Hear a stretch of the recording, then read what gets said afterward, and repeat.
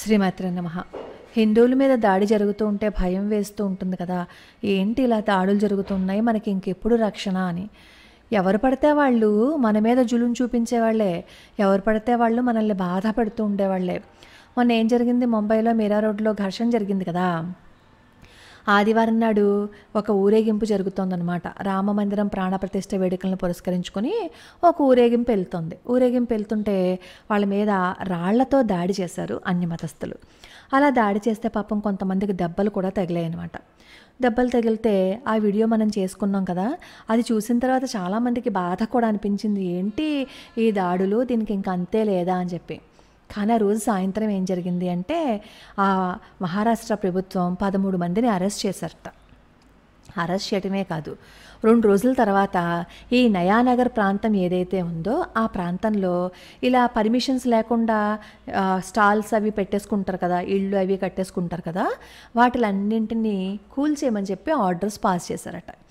వెంటనే ఏం చేశారు అంటే బుల్డోజర్లతో ధ్వంసం చేసేసారు. ధ్వంసం చేసేసి అప్పుడు చెప్తారు, అనవసరంగా శాంతి భద్రతలకు కనుక ఎవరైనా విఘాతం కలిగించినట్లయితే వాళ్ళ మీద మేము చర్య తీసుకుంటామని చెప్పి ఆ గవర్నమెంట్ చెప్పిందంట. ఎంత అద్భుతమైన విషయమో కదా, మనకి ఎంత ధైర్యాన్ని ఇస్తుందో కదా ఇలాంటి విషయాలు విన్నప్పుడు. అయితే ఈ బుల్డోజర్ అనగానే యోగి ఆదిత్యనాథ్ గారు గుర్తుకొస్తారు. ఎందుకంటే యోగి ఆదిత్యనాథ్ గారికి బుల్డోజర్ బాబా అని పేరు అనమాట. ఎక్కడైనా సరే అక్రమ నిర్మాణాలు ఉన్నా, ఎవరైనా సరే అనవసరంగా ఆ స్థలాన్ని ఆక్రమించుకుని వాళ్ళు కట్టడాలు కట్టేసుకున్నా అక్కడ బుల్డోజర్లతో ధ్వంసం చేసేస్తూ ఉండేవారనమాట. అసలు యోగి ఆదిత్యనాథ్ గారు ముఖ్యమంత్రి అయిన తర్వాత ఉత్తరప్రదేశ్లోనే ఎంత చక్కటి పరిపాలన వచ్చిందో అసలు దాని గురించి మనం తెలుసుకుంటే మతిపోతుంది. అబ్బా, ఇలాంటి మంత్రి మనకు కూడా ఉంటే బాగుంటుంది కదా అని అనిపిస్తుంది. ఆయన ముఖ్యమంత్రి అయిన తర్వాత అద్భుతమైన కార్యక్రమాలను చేశారు. వాటిల్లో ఏంటంటే గోవధని నిషేధించడం. కొన్ని రాష్ట్రాల్లో అయితే అది పేపర్ వరకు మాత్రమే ఉంటుంది. కానీ యోగీజీ ఏం చేస్తారు అంటే ఆయన ఏం చెప్పారో అది చేశారనమాట. ఈ చాలా ఆవుల్ని గోవధశాలలకి పంపేస్తూ ఉంటే వాటిని సంరక్షించి ఎవరైతే అక్రమంగా ఈ గోవధన చేస్తున్నారో వాళ్ళని శిక్షించేవాళ్ళు. శిక్షించడమే కాకుండా ఈ వట్టిపోయిన ఆవులను కూడా కబేళాకి పంపిస్తూ ఉంటే ఈ వట్టిపోయిన ఈ ఆవులను కూడా సంరక్షించి గోశాలలకు పంపించి వాటి సంరక్షణ బాధ్యతని ఆయన తీసుకునేవారు. అలాగే ఈయనకి ఎక్కువగా ఎప్పుడు గోశాలలో గడపడం చాలా ఇష్టం అనమాట. ఆయనకి ఏంటంటే గోమాత కదా, ఎవరికైనా సరే గోశాలలో గడపడం ఇష్టం ఉంటుంది కదా. అయితే ఈయన ముఖ్యమంత్రి అయిన తర్వాత చేసిన ఇంకో పని ఏంటంటే ఉత్తరప్రదేశ్లో ఎక్కువగా ఆడవాళ్ళ మీద దాడి జరుగుతూ ఉంటుందన్నమాట. అలా ఆడవాళ్ళ మీద దాడి జరగటాన్ని ఈయన తెలుసుకుని యాంటీ రోమియో స్క్వాడ్ అని ఒక వ్యవస్థని ఏర్పాటు చేశారు. అలా వ్యవస్థను ఏర్పాటు చేసి ఏ ఆడపిల్లకి ఇబ్బంది కలగకుండా ఆయన చర్యలు తీసుకున్నారనమాట. కొన్ని రోజుల క్రితం ఆడపిల్లలను గనక ఎవరైనా ఏడిపించినా, వాళ్ళని బాధ పెట్టినా, అనవసరంగా వాళ్ళని హింసించినా, ఈ క్షణంలో గనక వాళ్ళని హింసిస్తే మరో 3 క్షణాల్లో వాళ్ళకి యముడు కనపడతాడు అని చెప్పి వార్నింగ్ ఇచ్చారు. అసలు అలా వార్నింగ్ ఇవ్వగలిగారు అంటే ఆయన ఎంత అద్భుతమైన వ్యక్తో ఒక్కసారి ఆలోచించి చూడండి. ఎక్కడైనా సరే అన్యాయం జరుగుతోంది అంటే అక్కడ యోగీజీ ఉంటారు.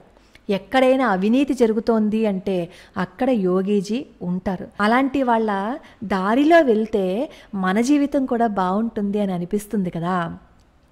అప్పుడు మీరు అడగచ్చు, ఉత్తరప్రదేశ్లో కనుక ఇలాంటి చాలా అసాంఘిక కార్యక్రమాలు జరుగుతున్నాయి కాబట్టి ఆయన వాటన్నింటి మీద చర్యలు తీసుకున్నారు, మన వైపు ఏమి ఇలాంటివి ఉండవు కదా అని.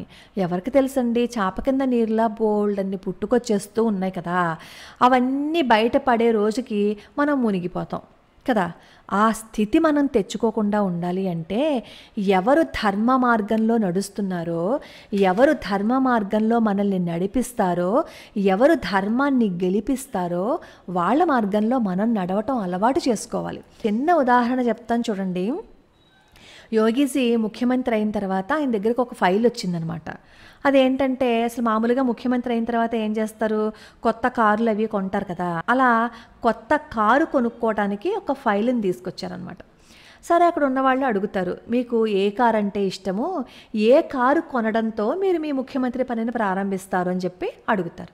వెంటనే యోగిజీ అంటారు, ఏం భాయి ఇప్పుడు నడుస్తున్న కార్లు ఏమయ్యాయి, బాగానే నడుస్తున్నాయి కదా అని చెప్పి అంటారు. బాగానే నడుస్తున్నాయండి అంటారు. మరైతే ఈ ఫైల్ ఎందుకు తీసుకొచ్చారు అని చెప్పి అడుగుతారు. వెంటనే అక్కడ ఉన్న వాళ్ళు అంటారు, ఈ ముఖ్యమంత్రులుగా ఎవరైతే ఎన్నికయ్యారో వాళ్ళందరూ మొదటిగా చేసే పని ఏంటి అంటే 3 నుంచి 7 కోట్లు, అంతే, ఎక్కువ కాదు, 3 నుంచి 7 కోట్లు పెట్టి కారు కొనుక్కుని, ఒకటేంటి 4-5 కార్లు అంట, 4-5 కార్లు కొనుక్కుని పని ప్రారంభించడం ఆనవాయితీ అంట. వెంటనే యోగీజీకి కోపం వస్తుందన్నమాట. కోపం వచ్చి ఈ ఫైల్ని విసిరేయండి అంటారు. ఎందుకంటే మంచిగా నడుస్తున్న కార్లను ఉపయోగించకుండా కొత్తవి కొని ప్రజల మీద భారం మోపడం ఎంతవరకు న్యాయం? అసలు ఎందుకు అలా కొనుక్కోవాలి?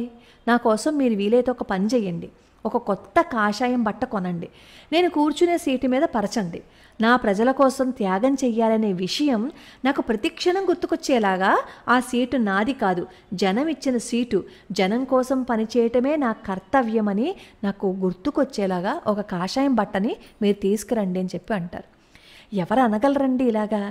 ఎంత నిజాయితీ ఉంటే ఈ మాట ఆ నోట్లోంచి వస్తుంది?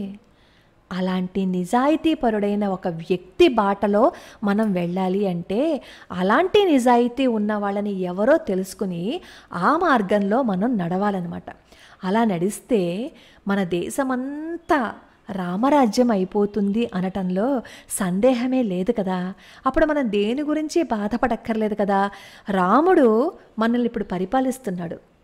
అలాంటి రామరాజ్యం రావాలి అంటే ఇలాంటి ధర్మాత్ముడి మార్గంలో మనం వెళ్ళడానికి ప్రయత్నాన్ని ప్రారంభించాలి. ఆ యోగీజీ హిందూ కాబట్టి ఈ హిందువులకి ఏవైనా సరే బాధ కలిగితే ఇలాంటి మాటలు మాట్లాడతారు అని. ఒకసారి రాహుల్ గాంధీ యోగీజీతో ఒక మాట మాట్లాడతారు. మీ పార్టీలో ఉన్న వాళ్ళు కూడా అసాంఘిక కార్యకలాపాలను చేస్తున్నారని విమర్శలు వస్తున్నాయి కదా, మరి వాళ్ళని ఏం చేస్తారు అని. వెంటనే యోగీజీ ఒక సమాధానం చెప్తారు.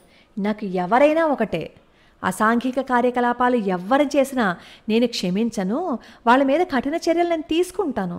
చట్టాన్ని ఉల్లంఘిస్తే నేనెందుకు ఊరుకుంటాను? అస్సలు ఊరుకోను. చట్టానికి అనుగుణంగా రాజ్యాంగబద్ధంగా ఉత్తరప్రదేశ్ పరిపాలన పకడ్బందీగా జరుగుతుంది.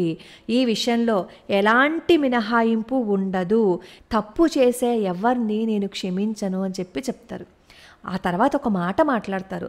హిందూ సంస్థల జోలికి వచ్చి అనవసరంగా హిందూ సంస్థలని బాధ పెడితే వాళ్ళని కూడా నేను ఉపేక్షించను అని చెప్తారు. అలా మాట్లాడాలి అంటే ఎంతటి ధైర్యం ఉండాలి అనేది ఒక్కసారి ఆలోచించి అలాంటి వాళ్ళ బాటలో మనం కూడా నడుద్దాం.